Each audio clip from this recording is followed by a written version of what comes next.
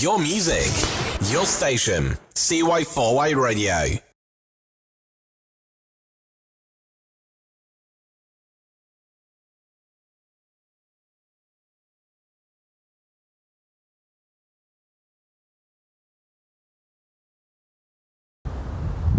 Hello and welcome to the Local Music Lowdown. Something a bit different this week. We've decided to come outside and take in the views of the canal.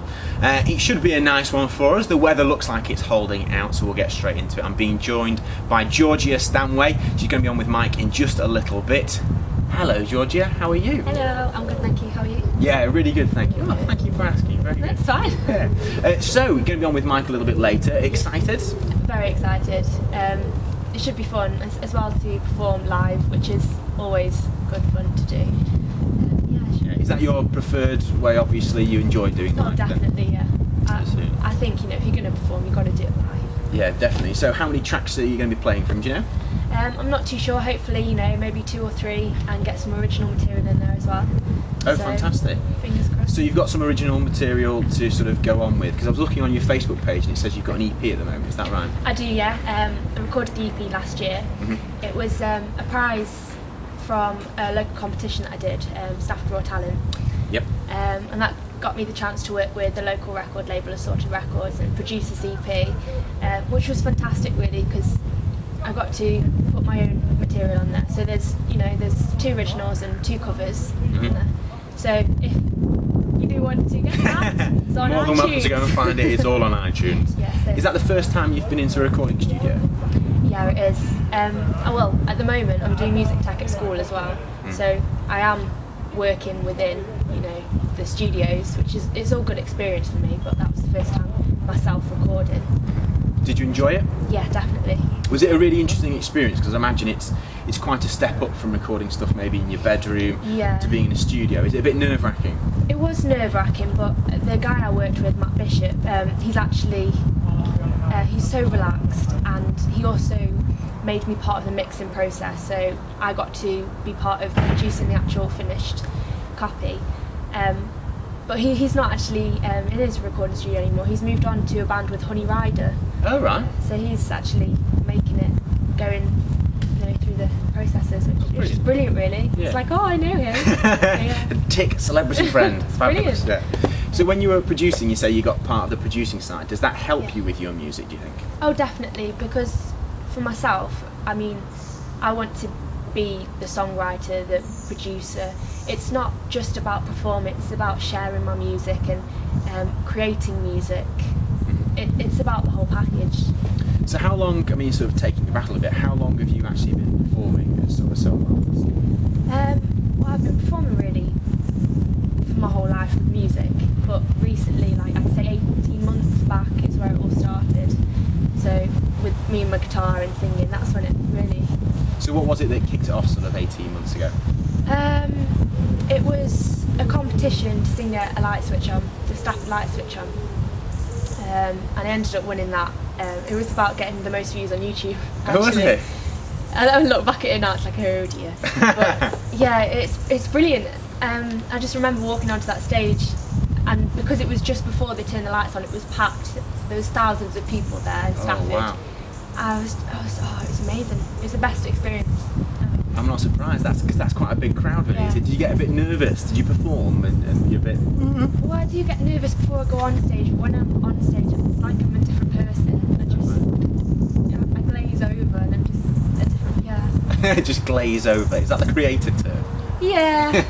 No, it is. It's just about, being the artist on stage, I think. I'm completely different off stage, but I do try and create a different... Do you have to do that? Is that a confidence thing that you need to be able to sort of own the stage, own the song, own the crowd in a way? I think it's not just... For some people it might be a confidence thing, but for me it kind of separates my private life with the actual song and the musician side of life, really. So I can be myself when I'm off stage, but when I'm on stage, people notice me as someone different. It just helps. Is that quite hard though? Because I think sometimes about music it's about exposing yourself and exposing your emotions. Yeah. So is that your way of maybe dealing with it, to be able to put something quite emotional over in your song? Yeah, definitely. Without necessarily being emotional while you're... Yeah, especially with my originals, and I do, because I write my originals and they are very, they've got a lot of emotion and they do relate to myself. I think that's what helps connect to the people as well. Talking about your music, how would you sort of describe your music? If people are sort of tuning in for the first time, what would you describe yourself as? I say I'm an indie acoustic artist with indie with folk. Yeah. Yeah. And is that what you have a passion for? Is it your likes that are driving your music, or is that just what you best suit? Well, I like all sorts of music. I mean, from rock to classical, because I've been brought up with the classical, learning the violin as well. Oh, right, okay. So, and I'm actually a classically trained singer, but it's just that what I prefer to do when I'm an artist is I change it. Yeah. But I listen to a lot of artists like Katie Tunstall, Ed Sheeran, Joel Bernhardt. They're all my inspiration. So I mean, they're very much about having a meaning in their music and communicating how they feel. Is that what draws you to them then? Yeah, definitely, because they tell a story, and I think it really captures an audience when you tell a story, and that's what I try to do when I get up on that stage. I try to capture people into another world, and it's like, oh yeah. Oh, very good. I mean, if people they're listening to Mike's show, hopefully, if people are looking to find out more about you then, a bit more about your music, and maybe hear some of your songs, what's the best way of actually kind of finding that out? I've got a website, that's GeorGIA.co.uk, and I'm also on Facebook, which will have all my local gigs coming up, and you can follow me on Twitter and YouTube, so I'm on all of those social networks. Brilliant. And if people want to catch you live then, because you mentioned you got some gigs coming up, yes, what have you got over the next sort of month or two? I've got a few festivals coming up, so obviously it's summer season. There's one at the Hand and Cleaver in Brampton, which is a charity event. I'm a big charity supporter really. Yeah. And there's also in Stafford there's a big arts festival coming up in September. So I'll be in the main market square performing there and around some of the local pubs. So that'll be good. Fantastic. Well, very best of luck with all of those. Oh, thank you. And thank you very much for chatting to me. Yeah, thank you for your time. Brilliant. Make sure you tune in and catch GeorGIA on Mike's Local Music Lowdown. She'll be on very shortly. Yeah, okay. Well, let's listen. This is Wonderland.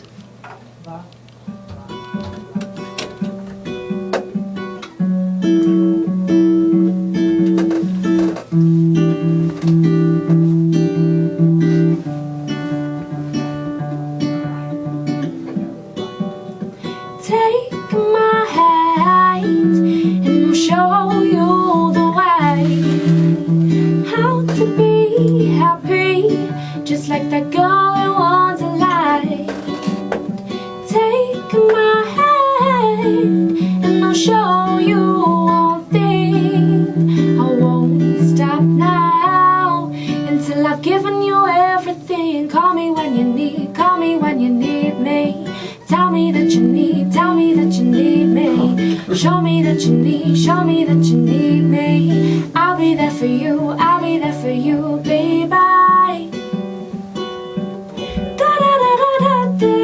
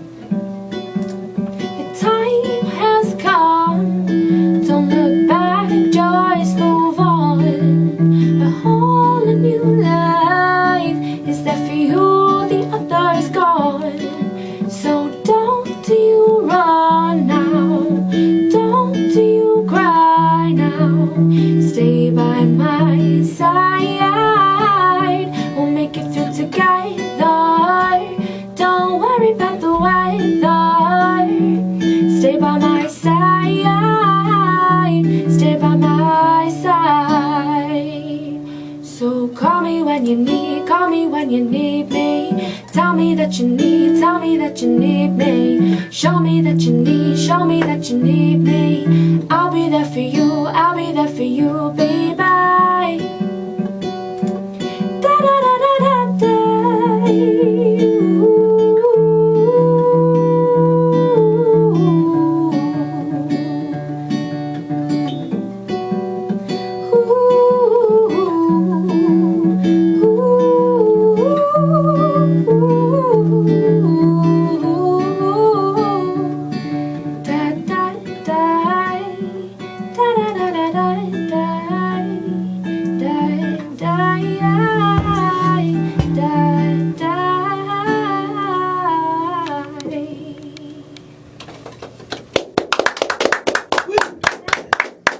Your music, your station, CY4Y Radio.